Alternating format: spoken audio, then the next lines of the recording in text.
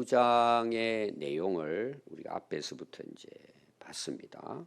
그 앞에 내용을 보면 어떤 내용이냐 하면 긍휼히 여길 자를 하나님이 긍휼히 여기시고 완악하게 하는 자를 하나님이 완악하게 하신다. 이런 내용이 나옵니다. 그거를 비유로 설명을 했습니다. 오늘 읽은 바로 앞부분 내용이죠. 지난 이제 수요일 날 본 말씀입니다. 토기장에 대한 비유를 합니다. 토기장이가 진흙을 한 덩이를 땅에서 파가지고 그릇을 만듭니다. 그릇을 만드는데 모양을 누가 결정할 수 있죠? 토기장이에요. 자기 생각이 있는 거예요. 야, 이거는 김치독으로 써야 되겠다. 김치독을 만드는 거예요. 이거는 술병을 만들어야 되겠다. 그러면 술병을 쓰는 거예요.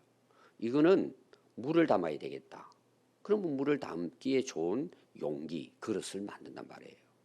그 그릇을 만드는 근원이 하나님께 있다는 내용이에요. 하나님이 그걸 할 수 없겠느냐는 거예요. 근데 너희들은 왜 자꾸 반문하냐는 거예요. 이걸 다른 말로 말하면 하나님의 주권이라고 하는 거예요. 권한이 하나님께 있다. 그래서 제가 그때 말씀을 드릴 때 21절 그때 말씀을 못 들으신 분들은 한 번 더 들으시기 바랍니다. 토기장이가 진흙 한 덩이로 하나는 귀 쓸 그릇을 하나는 천이 쓸 그릇을 만들 권한이 하나님께 없겠느냐는 거예요. 여러분들은 어떻게 생각하세요? 그 권한이 내게 있을까요? 하나님께 있을까요? 부모에게 있을까요? 하나님께 있을까요? 하나님께 있는 거예요. 그걸 실제로 여러분들이 오늘 우리 자신에게 한번 보십시오. 여러분들은 어떻게 태어나셨어요? 거의 대부분 부모님을 통해서 태어납니다. 근데 내가 부모를 선택할 수 있을까요? 자녀가 부모를 선택해서 태어날 수 있을까요? 질문이 굉장히 어렵습니까? 우리가 다 태어났잖아요. 지금 남자로 여자로 태어나고 대한민국에 태어났어요. 제가 지난 중국에 사역자들 왔을 때 이야기를 나누면서 거기는 이제 믿음도 없는 중국인이 있어요. 제가 다 파악을 했더니 그래서 한국에 와서 예수 믿은 사람이 반이에요. 유학생으로 와가지고 굉장히 똑똑한 학생들이죠. 한국까지 와서 공부할 정도면. 근데 한국에 와서 예수 믿고 세례를 받았다 그러더라고요. 제가 하나하나 이름을 불러가면서 같이 나누었습니다. 이렇게. 그래서 제가 물어봤어요. 너 어떻게 한국에 유학을 왔다고 생각하느냐? 이것부터 물어봤어요. 자기 계획이 있을 거잖아요. 이렇게 때문에 이제 와서 이 공부를 하게 됐다. 네가 계획해서 왔다고 생각하느냐? 그렇다는 거예요. 그래서 또 물어봤어요. 제가. 너는 왜 태어났다고 생각하냐? 너는 왜 남자로 태어났다고 생각하냐? 말을 못하죠. 부모에게 태어났죠. 그럼 네가 부모를 선택할 수 있느냐 없느냐? 할 수 없죠. 여러분 우리 인생도 똑같아요.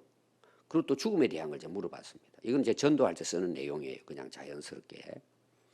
여러분들 죽음은 내가 태어나는 것과 내가 인생을 주관하고 내가 이제 주인이 돼가지고 살아간다면 여러분 죽고 싶어요? 건강하게 영원히 살고 싶어요? 오늘 어려운 제가 질문을 하죠. 결정할 수 없어요. 여러분. 100살 가면 가요. 아무리 길어야 가는 거예요. 내 의지하고 아무 상관없이 가야 돼요. 내 의지와 상관없이 나이 먹어야 되고 내 의지와 상관없이 죽어요. 누가 결정하는 거예요?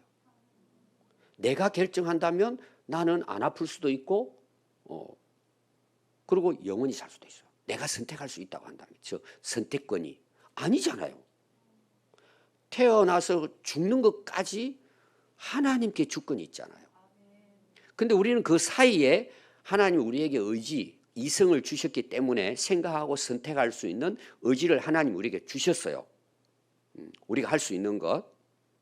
여러분 실제로 그것마저도 하나님의 주권 안에 있다는 걸 기억해야 돼요. 이게 무슨 말이냐면은 내가 예수 믿고 하나님 말씀도 아는데 내 마음대로 살잖아요. 하나님 말씀을 어기고 살잖아요. 아닌데도. 그럼 그 책임은 누구에게 있을까요? 나에게 있어요. 두 가지 문제입니다. 주권의 문제하고 책임의 문제예요. 그러니까 앞에서 이 이야기를 하니까 내용이 그럼 우리가 잘못한 게 뭐가 있냐는 거예요. 책임이 없다는 내용이에요. 이게 이제 우리가 이제 신학을 공부하는 데 있어서 우리가 신앙생활 하는 데 있어서 이 정점을 이 구분을 정확하게 할 수 있다는 게 쉽진 않아요. 그러나 우리가 꼭 기억해야 될 것은 뭐냐? 모든 만사가 우주의 시작부터 우주의 멸망까지 모든 것은 만군의 주 여호와의 주권 안에 있다는 걸 먼저 인정해야 돼요. 그 안에서 하나님 우리에게 허락하시는 거예요. 그게 우리 인간이란 말이에요. 그러니까 여러분 성경은 다 뭐로 나오죠? 누구든지 믿는 자는 구원을 받아요. 그럼 그 안에는 뭐가 있다는 거죠? 안 믿는 자는 구원 못 받는다는 내용이에요. 모든 것이 하나님의 주권 안에 있지만 이걸 구분하기는 참 쉽지 않아요. 여러분들이 이건 경험을 해야 돼요. 하나님의 주권 안에 나의 책임이 있다는 이것 굉장히 사실은 여러분 성경을 해석하는 데 있어서도 굉장히 중요한 겁니다. 이거는 머리로 이성으로 참 신학적으로 여러 가지 이제 설명은 하지만 거기에 대해서 다 그러면 얼마든지 반문할 수 있는 문제예요. 왜냐하면 하나님의 주권을 우리가 다 이해할 수 있어요, 없어요? 그 하나님의 오묘하신 뜻을 우리가 어떻게 그 섭리를 다 이해할 수 있어요? 할 수 없어요. 그러나 분명한 사실은 뭐예요? 하나님이 주관하신다는 그 하나님을 우리는 믿는 거예요. 이걸 여러분 먼저 인식을 해야 됩니다. 그래서 오늘 나오는 내용은 앞에 이제 내용을 내가 그릇을 만드는데 여러분 우리 그릇을 사람으로 보잖아요. 여러분 얼굴 누가 만들었어요? 오늘 질문한 거는 간단한 부분이지만 여기 진리가 들어있잖아요. 여러분 얼굴 누가 만들었어요? 여러분 진짜 인정해요? 그건 자신이 없잖아요. 왜 내 얼굴은 이러냐. 그리고 꼭 뭐래요? 엄마를 닮아가 아빠를 닮아가지고 이렇다 그래요. 뭐 그렇죠. 닮기는 닮죠. 어찌되든. 내가 주관하고 결정할 수 있다면 얼굴도 내가 최고로 미인으로 태어나죠. 그리고 지금 내가 만들면 되죠. 물론 지금도 성형해가지고 뜯어 고치는 사람이 있지만 저는 그런 사람이 불쌍하더라고요. 하나님 주신 우리 그릇이잖아요. 우리가 하나님이 이렇게 만들어 주신 거잖아요. 위로부터 해가지고. 왜 자신이 없어요? 왜 코를 깎아요 그렇게? 턱을 깎고 막 턱조가리 깎다 죽고. 자신이 없는 거죠. 여러분 얼굴이 중요합니까? 내 자신이 중요합니까? 내 자신이 하나님 앞에 어떻게 살면요. 이런 것 얼마든지 극복하고 이뻐져요. 제가 이쁘지다는 말을 많이 했잖아요. 진짜 이뻐져요 여러분. 저는 얼굴 모양을 보지 않습니다. 그 사람이 항상 밝아요. 항상 웃어요. 얼마나 이쁜지 몰라요. 왜 자꾸 이 이야기 하느냐. 하나님의 주권을 사람들이 인정하지 않는 거예요. 이야기는 그렇게 하면서 내 마음대로 사는 거예요. 안타까워요. 저도 마찬가지예요. 이게. 하나님이 주관하지 않는다고 입으로는 말을 하는데 그게 순종하지 않는 거예요. 원망하고 불평하는 거예요. 거기에 대해서. 그리고 책임은 하나님께 다 돌리는 거예요. 내가 잘못해놓고. 왜 여러분 그렇게 되는 줄 아세요? 하나님의 주권을 인정하지 않고 그분의 말씀을 순종하지 않기 때문에 일어나는 문제들이 대부분이에요. 제가 우리 성도들 잘 알잖아요. 원인 제공은 자기가 다 해요. 아담도 마찬가지잖아요. 하나님 잘못한 게 뭐가 있어요? 잘못은 다 해놓고 책임을 하나님께 돌리는 거예요. 세상 사람들이 다 그렇게 살아요. 그게 자기 좋을 대로. 그러니까 성경을 봐도요. 참 제가 성도들이 성경에 대한 이야기를 하고 저는 설교하는 입장이잖아요. 오늘 새벽에 일어나가지고 설교 준비를 하는데 사람들이 이걸 못 깨닫는 거예요. 하나님에 대해서 다 자기 위주로 살려고 하는 거예요. 이걸 깨기가 너무 어려운 거예요. 오늘 이건 우리 안에 다 있어요. 이거. 그래서 오늘 저는 말씀을 전하면서 확실하게 좀 하나님의 주권이 뭔가를 알았으면 좋겠다는 거예요.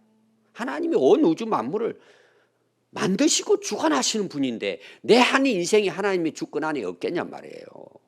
맡겨야 되는데 내 뜻대로 내 욕심대로 내 하고 싶은 대로 살려고 하니까 어긋나는 거예요. 이게 자꾸. 오늘부터 여러분들이 하나님의 주권에 대해서 오늘 기도도 하시고, 그래서 바울이 그 로마 교회 성도들에게, 그는 유대인과 이방인이 함께 있습니다, 이 전하면서 성경의 근거를 댄 거예요. 오늘 호세아서와 이사야의 인용을 하는 거예요. 예수님도 인용을 하잖아요. 그래서 호세아에 대한 이야기를 첫 번째 합니다. 호세아의 글에도 있대요. 하나님 주권에 대한 걸 이야기했다는 내용이에요. 내 백성이 아니라 한 자를 하나님이 이는 내 백성이라고 했다는 거예요. 두 가지 의미가 있습니다. 제가 좀 이따 설명할게요. 하나님 미워하고 사랑하지 않는 자도 있다는 거예요. 근데 그를 사랑하는 자로 나중에는 부르더라는 거예요. 너희는 내 백성이 아니라 한 그곳에서 그들이 살아계신 하나님의, 야, 저들이 하나님을 믿는 하나님의 아들이구나 하는 불림을 받을 거라는 거예요. 호세아서에도 그게 나온다는 내용이에요. 그럼 이제 이 인용은 호세아서 2장 3절 말씀을 인용을 했습니다. 그 3절의 내용은 뭐냐 하면 이방인이 하나님의 선택을 받는다. 호세아서를 통해서 이제 말씀해 주신 거예요. 두 가지가 나옵니다. 그 내용 속에 복합적으로 나오는 것이, 하나는 버림받은 이스라엘 백성들이에요. 얼마나 못된 짓을 했으면, 그게 호세아서 내용이잖아요. 결혼을 했는데 여자가 바람 나가지고 남의 남자 만나가지고 애를 낳은 거예요. 근데 하나님이 호세아 보고 데려오래. 네 아내를 데려와서 내 아내로 사랑하라는 거예요. 어떻게 사랑할 수 있어요? 그건 가능해요, 이것이? 그렇게 하라는 거예요, 호세아에게. 참, 그러니까 그때 당시 선지자들은요, 삶으로 보여야 돼, 그걸. 이거 뭘 이야기할까요? 하나님의 마음이 그렇다는 거예요. 너 이스라엘 백성들을 내가 택해서 결혼했는데, 계약을 했잖아요. 우리 하나님 백성으로 함께 잘 살자 했는데 이들이 계약을 어기고 우상을 숭배했단 말이에요. 그러니까 얼마나 미웠겠어요.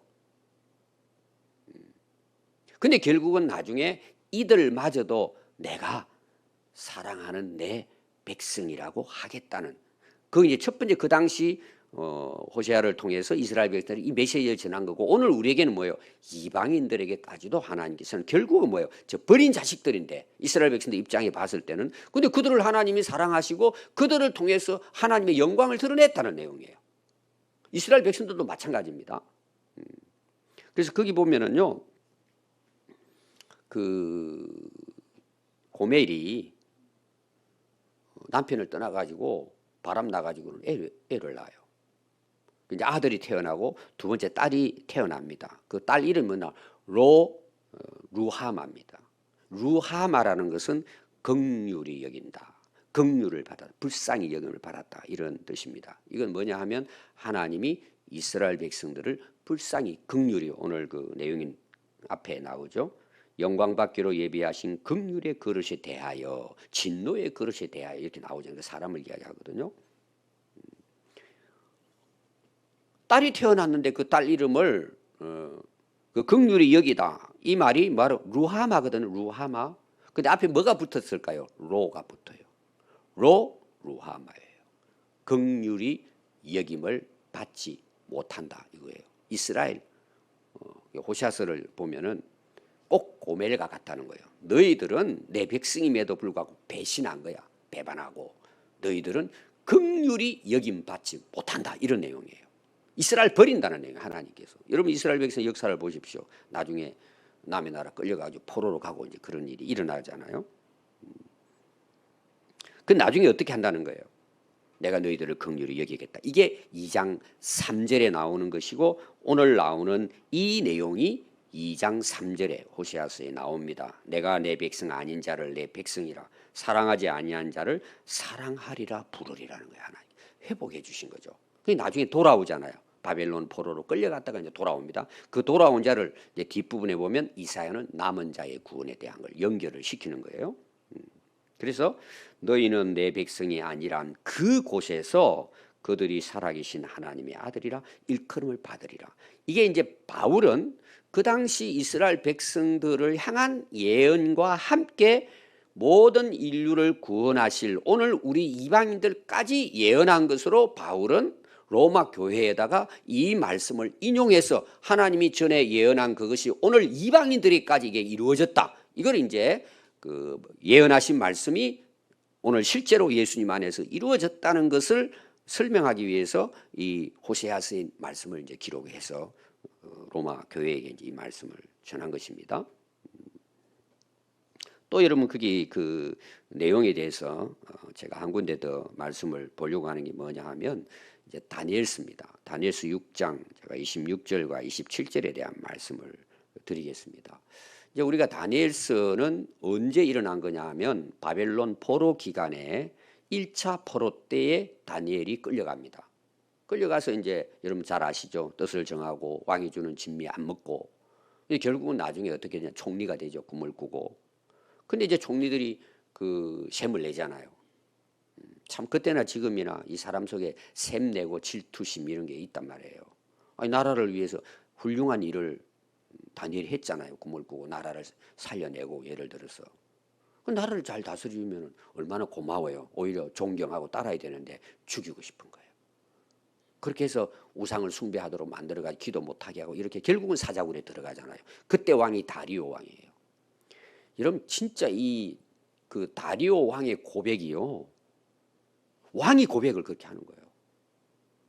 대단한 고백을 합니다. 그 고백 내용이 다니엘서 6장 26절 27절이 있습니다. 이렇게 와요. 다니엘이 사자굴에 빠졌는데 다음날 사자굴이 살아나잖아요.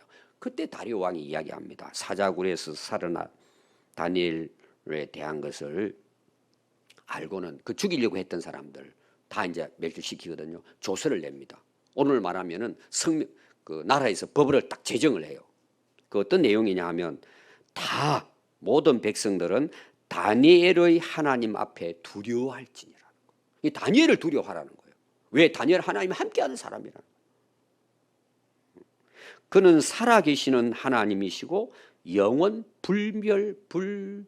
불변하시는 분이시고 망하지 않으시고 그 근세는 영원하신 분이다. 지금 다리오 왕이 그렇게 법으로 만들어가지고 선을 하는 거예요. 왕이. 그는 구원도 하시고 건져내시기도 하시고 천하의 하늘과 땅의 기적과 이사를 행하시는 분이시다. 다니엘을 구원하시고 사자의 입에서 벗어나게 하신 분이시다. 자, 이게 무슨 말이죠? 이스라엘 백성들은 하나님으로부터 버림받은 거예요. 지금 예루살렘은 다 무너져 버렸어요. 근데 바벨론은 포로로 끌려가 가지고 노예로 살아야 할 이 다니엘과 그 세 친구를 통해서 하나님은 그 적군의 나라에서 어떻게 하죠? 하나님의 이름을 높이시는 거예요. 하나님의 영광을 드러내시는 것입니다. 실제로 여러분 다니엘의 중요한 부분은 이 부분이에요. 우리는 뭐 다니엘이 총리가 돼가지고 어떻게 하고 있냐? 그래서 이름도 다니엘을 짓는 거예요. 제가 이제 다음 주 설교할까 좀 한 달 전부터 준비한 게 있는데 요셉에 대한 거. 오늘 많은 분들이 성경을 다 자기 위주로 해석하는 거예요. 그러니까 엉터리죠. 신앙생활도 인생도 엉터리가 된단 말이에요. 여러분 다니엘의 목적이 성공이었을까요? 하나님은 다니엘을 통해서 어떻게 하기 위한 것이라는 거죠. 하나님의 이름을 드러내시는 거예요. 하나님은 온 우주의 왕이시고 주권자이신 것을 다니엘의 믿음을 통해 드러내신 거예요. 그게 목적이에요. 호시아서도 마찬가지예요. 성경의 역사도 마찬가지예요. 근데 오늘 우리는 자꾸 어떻게 생각하느냐? 내 이름을 드러내고 싶은 거야. 그리고 하나님의 이름은 그냥 적당하게 얼굴로 내가 성공했다. 그러니 얼마나 여러분 자기 멋대로 살겠어요. 주권을 인정하지 않는 거죠. 여러분 그런 면에서 실제로요 다니엘과 요셉 이런 사람들이 정말 위대한 인물들이에요. 자기 드러내지 않잖아요. 하나님이 다 그래요. 당연히 하나님이 그렇죠. 오늘 우리는 어떨까요? 똑같아요. 여러분 하나님이 다 하셨죠. 하나님이 주권자시잖아요. 근데 내가 오늘 여기 있잖아요. 내가 불쌍히 여김 받을 수 없는 존재인데 하나님 우리를 불쌍히 여기시고 사랑받을 수 없는 존재인데 하나님 우리를 사랑하셔서 그분의 이름을 높이 드러내시고 우리가 하나님의 백성이고 자녀라는 것으로 불림을 받게 하시는 거예요. 그게 여러분 영광이잖아요. 그걸 지금 말씀하고 있는 거예요. 이 사도 바울도 그런 인물이고 똑같은 내용입니다. 그래서 이사야에 이제 그 인용을 하면서는 더 구체적으로 이야기하죠. 이스라엘에 관하여 이사야가 외치되 이스라엘 자손들의 수가 비록 바다 모래 같을지라도 이 약속한 겁니다. 아브라함을 통해서. 그러나 누구만 구원받아요? 남은 자만 구원받아요. 이건 다니엘서 내용도 마찬가지입니다. 다 그냥 섞여버립니다. 다. 이 다니엘이 그곳에 가서 다니엘은 그렇게 하기 위해서 뭘 걸죠? 목숨을 거는 거예요. 그곳에서. 아니 얼마나 좋은 찬스예요. 성공길이 열린 거잖아요. 왕궁에서. 다니엘은 그렇게 생각하지 않았어요. 아 이제 죽을 때가 왔구나. 포기하자 다. 그리고 뜻을 정하고 안 먹는 거예요. 그럼 다니엘은 그거지. 내가 이렇게 하면 하나님께서 해주실 것 알고 하는 게 아니라 그걸 받아들이고 나 오늘 여기 인생 끝내자 내가. 하나님 뜻을 위해서 내가. 이런 각오로 다니엘과 세 친구는 그걸 기회로 본 게 아니라 위기로 봤다고 제가 얼마 전에 설교했잖아요. 이게 성경이 우리에게 말해주는 거란 말이에요. 그러니까 하나님은 그들을 통해서 죽은 목숨을 건 자를 살려서 하나님 역사를 이루는 거예요. 그럼 내가 죽으면 뭐예요? 하나님 역사가 살아나는 거예요. 그럼 이게 원리입니다. 바다의 모래같이 하나님께서 아브라함을 통해 약속하지만 하나님이 진짜 구원하고자 하시는 분은 누구냐? 남은 자의 구원이에요. 다니엘같이 예를 들면은 또 미리 말한 바 만일 만군의 주께서 우리에게 씨를 남겨두지 아니하셨더라면 우리가 소돔과 같고 고모라와 같았으리라.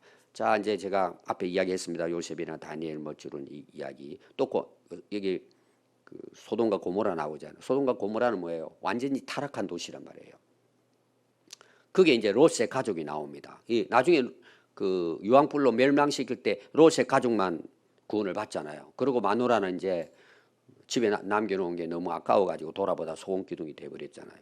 그래서 성지순례 가면은 롯의 아내의 소금 기둥이 있습니다. 이 기둥처럼 돼 있어요. 왜 얼굴이 없냐 물어보면 하도 많은 사람이 진짜 소금인지를 확인하기 위해 침 발라가지고 이렇게 먹다 보니까 다 머리부터 다 이렇게 뭉텅그려졌다 이렇게 이제 웃으면서 이야기하는데 그럼 여러분 누구만 살아남죠? 롯과 두 딸만 살아남아요. 여러분 롯이 어떤 인물일까요? 여러분들이 구약만 보면은 이해가 잘 안 됩니다. 롯에 대한 이야기는요 베드로전서 2장 7절과 8절에 나오는데 뭐라고 롯에 대해서 이야기하느냐 꼭 집에 가서 찾아보십시오. 무법한 자들의 음란한 행실로 말미암아 고통을 당하는 의로운 롯을 하나님이 건져내셨다 이렇게 나와요.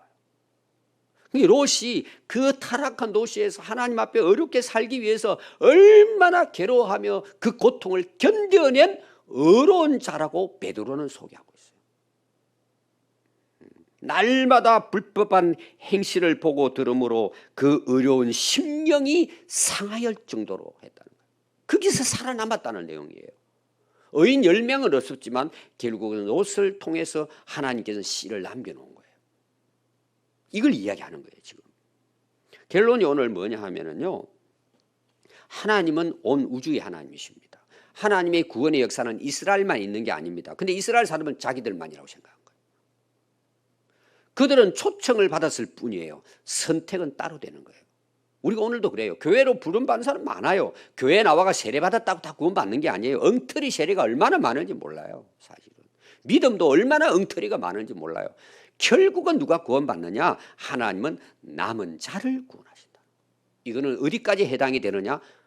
이방인들까지도. 그게 오늘 우리까지도 와서 우리는 이미 버림받은 이스라엘 백성들의 입장에 봤을 때에 이방이지만 하나님은 우리도 긍휼히 여기시고 우리를 구원해 주셨다는 내용이에요. 바울이 이걸 이야기하고 싶은 거예요. 누구를 통해? 믿는 자예요. 끝까지 믿음으로 지킨 자. 하나님께서 그 끝까지 믿음을 지켰다. 이것은 믿음이 나중에 가서 커져가지고 이게 믿음이 이런 차원이 아니고 진짜 믿음은 나중에 끝까지 가보면은 다 드러난다는 내용이에요. 우리도 마찬가지예요, 여러분. 하나님 앞에 딱 서야 드러나는 거예요. 저 사람 목사고 굉장히 착한 사람 같았는데 보니까 구원 못 받아요. 끝에 가봐야 돼요. 지금도 물론 어느 정도는 확인할 수 있습니다. 그러나 정말 하나님이 남긴 씨 남은 자인가? 그건 하나님 앞에 딱 뚜껑 열면은 그때는 나오는 거예요. 아마 상당히 놀랄 사람 많을 거예요. 하늘나라 가면은. 우리는 그렇게 생각 못 했는데 그분들이 하늘나라 와가지고 상을 받는. 이게 뭔 줄 아세요? 진짜 하나님을 마음에 모시고 하나님만 바라보고 사는 거예요. 사자굴에 들어가도 끝까지 믿음을 지키는 거예요. 이게 여러분 구원받는 성도의 믿음이에요. 여러분 이 믿음 이 믿음 지키는 게 얼마나 중요한지 몰라. 물론 이미 구원받았지만 그 믿음대로 살기 위해서 발부둥을 치면서 롯이 살았다 그러잖아요. 그렇게. 그러니까 하나님이 구원을 하시죠. 오늘 여러분 꼭 기억하시고, 남은 자의 구원, 끝까지 믿음을 지킨 자, 하나님은 그를 통해서 구원의 역사를 이루신다. 여러분 오늘 이 정말 혼란한 이 시대에 여러분 끝까지 예수님 붙들고 십자가 붙잡고 끝까지 달려 승리할 수 있기를 바랍니다. 기도하겠습니다.